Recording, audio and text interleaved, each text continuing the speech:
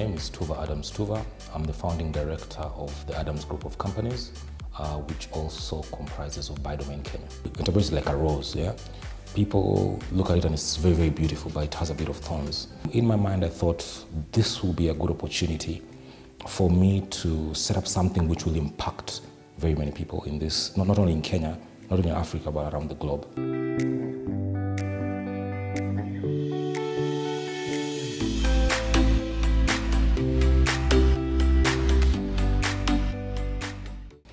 Our core business is domain registration, hosting, registering certificates, security certificates, and developing websites. A domain is, okay, I'll give you a practical example. When you are going, when you have a new car and you need to key in the location for your home. So normally it's latitude and longitude, but the system allows you to key in home as where you're going and becomes a bit easy. Same thing, a domain name is an IP address, right? But we cover it or give it a very easy name. For example, if I was to give you an IP, remembering it will be very, very hard. But if I told you it's bdk.ke and it takes you to bydomainkenya.ca, it takes you to where it's supposed to go.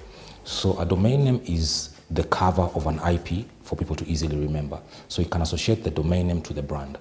Yeah, so that's what a domain name is. Basically, my history. I'm an ICT major, so my degree is in IT.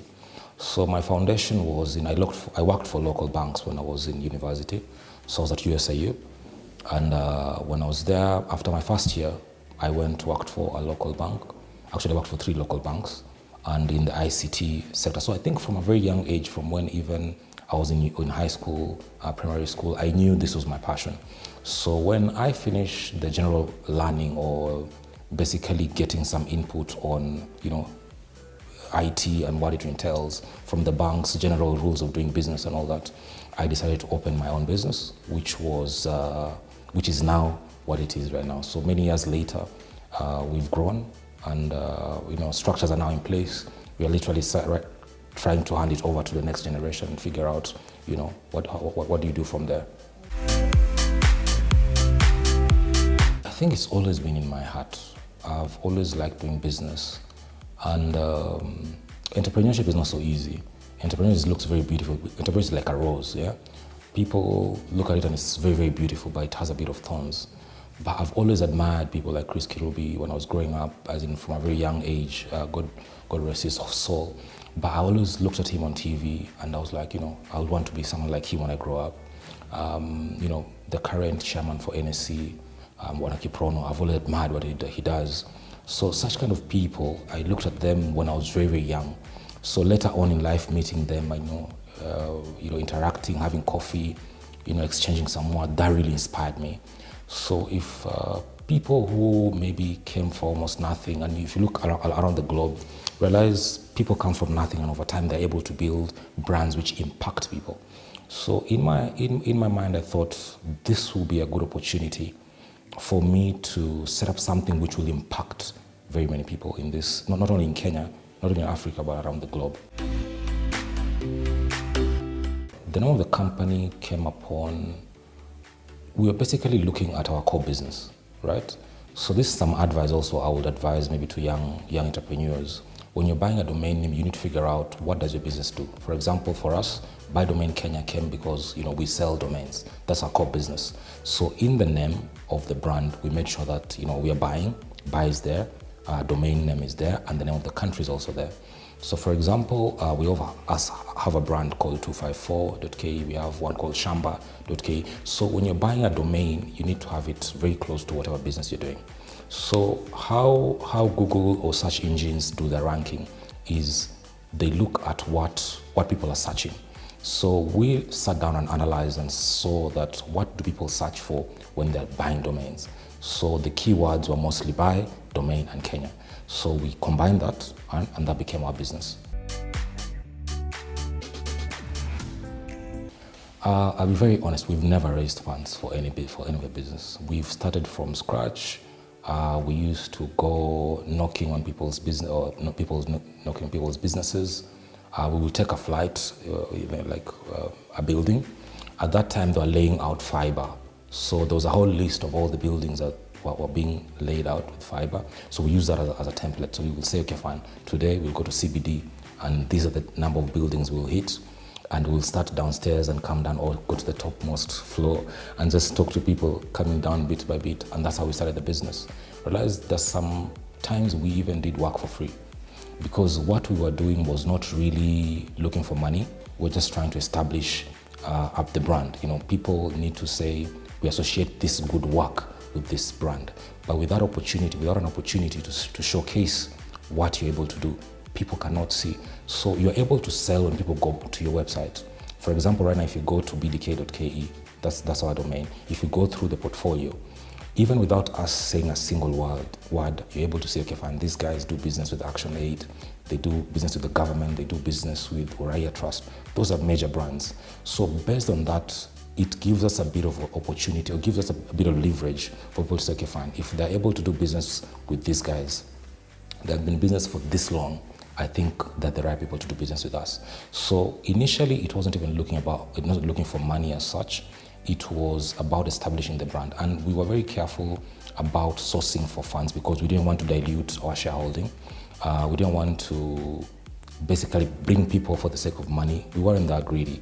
So you realize the first few years, we weren't really making a lot of profit or whatever. It was really tough. Payroll was an issue, office rent was an issue, even my own personal home paying was an issue. At that time I got my first car, paying for the loan was a big issue.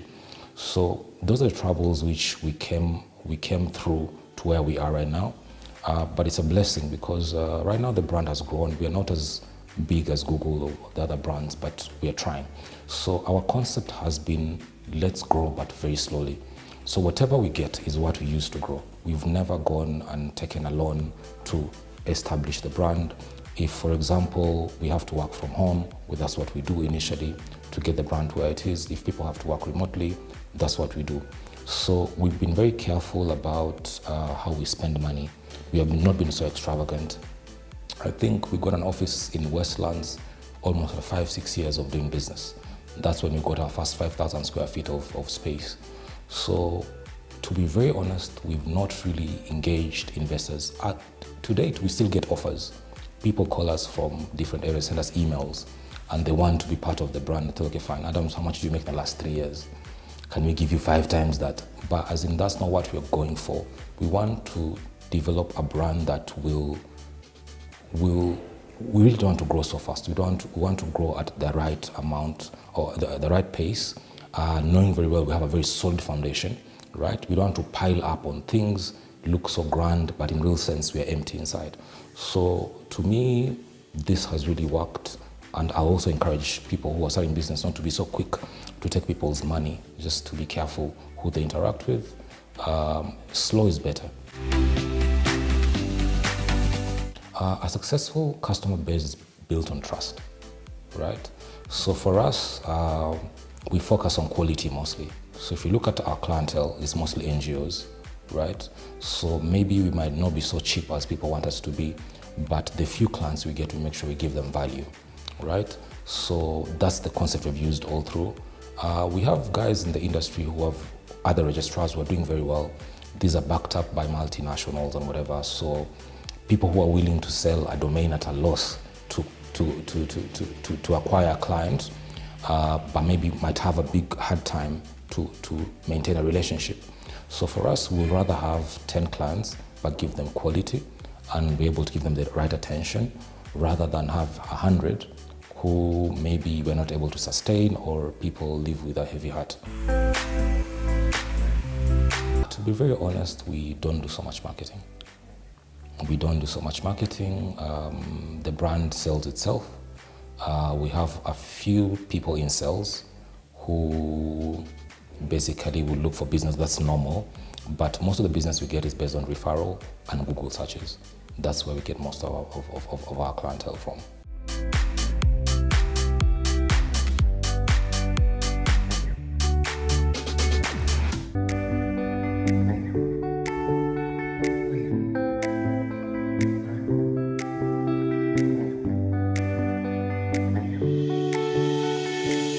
To me, success means the business is solid, the structures are solid, it means you can step out of the business and it can still run. There's nothing as bad as when you leave the organization, it crumbles. People have to start looking for you. So for me, success means even as the business is growing right now, I make sure that the management coming in or the management I put in place, right, is able to sustain the business. You're talking about 10 years, 20 years, 30 years, 40 years, because you realize that domain hosting or the domain business is very sensitive. You're hosting for very sensitive clients. You don't want to be shut down tomorrow or the day after. You want to be able to run for 40 years, 50 years. These businesses don't grow. An NGO will be picked up by a new director, and they'll always renew with you. So you want it to grow to a scale where it can be listed, right? And what that means is that you shouldn't set people up to fail. Give them enough knowledge and power, right, for them to be able to grow the business, whether you're there or not. That is, to me, that is success. Whether your face is there or not, the business must be able to continue. People associate a good business or a good brand to a good location, right? So if you're going to pay X amount of shillings to, put up your business in a fancy office, it's very expensive. So there need to be a kind of balance between, how you genuinely represent yourself. There's a very dicey balance there, which you need to be able to achieve. Initially. Over time, you realize that when you start a business, you're alone. You're the face of the company. People associate you with the business. You realize we have had clients for about 10 years, 15 years, right? They have dealt with Adams all through. So telling them that, okay, fine, I'm no longer in the day-to-day running of the business. Now we have a structure. We have call ABCD, send an email to them. It's very hard. So most people will take it like, okay, now Adams, you're trying to, but that's basically, initially starting, that's a major issue. And when you get to a point where you want the brand to be more visible than you, that is when, that's another delicate balance. So how do you, again, tell your clients, okay, fine, you don't need to call me anymore, you don't need to text me anymore. There's a system, there are people who will take care of you going forward. So when it gets to that point of the business, that's also another challenge. First of all, the first step or the steps to running a successful business is you need to identify what you want to do, right? That's the most important thing. So I tell people, if you have a degree in IT, if you have a degree in human, that's where your passion is. And the funny thing is we realize this, our hearts dream at a very early age, just that we don't take it seriously. So you realize if from a very young age you like to sing, that is your passion. Right? It does not wear off, it's just you. You'll wake up, sleep, wake up, that is what will always be passionate about, whatever. So for someone like me, I've always had maybe 1-2 different passions, but IT was my core passion. So I tell people step number 1 is identify the right business. Right? The right business is what you think about when you wake up late at night. That is the right business, right? Passion builds a strong brand. You need to be very passionate about it. So once you identify the brand, you need to be able to see, the second item is, how do I learn? How do I go learn from someone who's already done it before? So this is where now you tone down and say, okay, fine, I'm going for an internship somewhere and I'm going to spend 2 years, 3 years learning this business. How do I do it professionally? How do I wear a tie? How do I wear a suit? How do I go for meetings? How do I write emails? That is step number 2. And most people jump from university to doing the business without that bit. And it's very, very important. So for example, if I want to get into, for example, I want to own a circle at some point, I need to learn the financial institution, right? So how do I join a bank, And for most people, when they're applying for jobs, they want to send 1,000 CVs to every single person that is there. I tell people, no, that's not how it's done. Identify a brand that you like, right? I've banked with these guys. I know how they do business. I want to be part of them. Understand who's the bank manager or operations manager. I know it seems like a lot of work, but you need to fine-tune it in such a way that You know exactly what they stand for, their values. You've gone through their website. You understand exactly how they do business. So that when you're applying, you're making that application, you know who you're talking to. You understand their culture. When you're going for the interview, you know exactly what you're talking about. So once you are in that line of business, it becomes, you jump from one step to another, learn, grow in that business, so that when you exit, there are some things no one can ever take from you. What you've learned in that particular business, no one can say, okay, fine, I'm taking this away, because you're leaving, it becomes part of you. So once you've learned that, third item is you start small, right? Start very small. The humility of a business, or humility of a businessman when they're starting is usually very, very, it's tricky, because you see, as a businessman, you want to be seen grand and big and all that. In the meantime, you're killing yourself, right? Instead of saving and building on something more solid, you're spending all your money and resources on paying rent, paying 15 employees, right? So initially, I say, before you understand your own business, don't hire anyone. Don't hire anyone. You need to understand how to sell yourself. When you call a programmer, for example, for us, I know I know exactly what I'm doing, right? So you cannot come and tell me, okay, fine, Adams, there's this and this issue. I know exactly what you're doing. When you're talking about the HR team, I know how to hire. I know how to do all those. So every single part of the business, I understand, right? So when it gets to that point, I can say I'm hiring a team based on knowledge, and I hire slowly, right? You hire slowly, you understand them, and you're training them on a process or a business you already understand. You've done it, you know the ins and outs, you know how the clients respond, you know how the clients, how they respond, the kind of feedback you expect, how, the nitty-gritties, right? So understand the business, do the business yourself initially. That's why I encourage people, get online first, right? If you're selling chondos, you're selling whatever kind of business you're doing, first of all, get online. So go to buydomainkenya.co.ke, buy your domain, register it, set up your website, and sell online first, right? And these days, it's not like in the old era where we didn't have technology. Right now, technology is there, right? We're able to easily reach people with a few clicks, right? So start there. Even if you're going to do the business from home, that's where you're supposed to be, right? When the money is coming in, people are paying you. You can predict your income for the next 3 months. That's when you take the first step, right? And take a small, just a small space for you to start, right? Hire one person. If you look at the history of Chris Kiruba, I think he started with one secretary, right? And for a whole week or a whole month, he didn't even know what he was doing, right? So if such people can do whatever they've done, so far, their brand still, we still use big to date. So in my thinking, that's how it's supposed to be done. Then gradually build the business to what it's supposed to be. So the structures are done, your people are there. You need to make sure that you set up the team to succeed you as the entrepreneur, because you don't want to be there all the time. You don't want to be the face of the business all the time.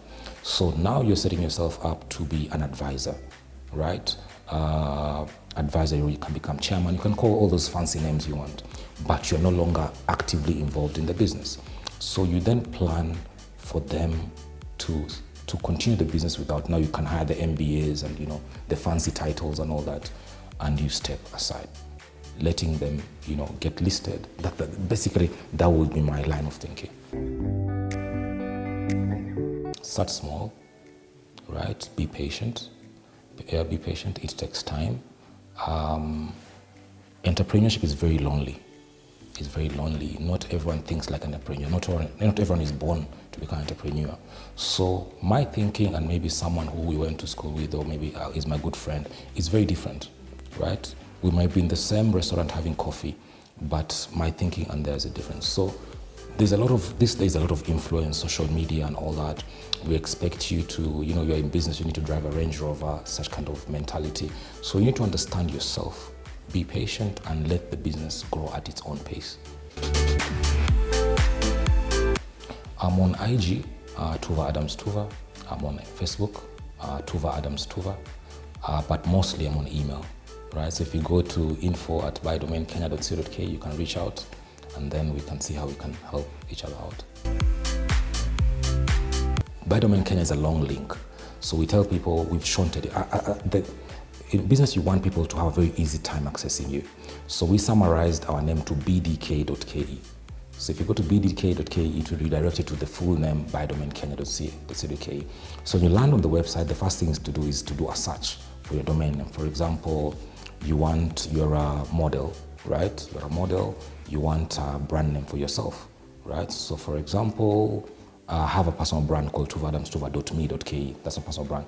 So for example, if you want to have your brand, you can say you want grace.me.ke. So you'll do a search, the system will tell you whether the domain is available or not. You'll add hosting, you'll add an SSL certificate, and it will prompt you to fill in your details and allow you to pay. So the system is fully automated. Whether there's someone in the office or not, you'll be able to pay. It will be a prompt on your phone for you to fill in your details. Once you pay, the payment gateway communicates with the system, tells the gateway that this person has paid. It will automatically register your domain, send you your credentials on email, right? So from there you can build your website and build your brand.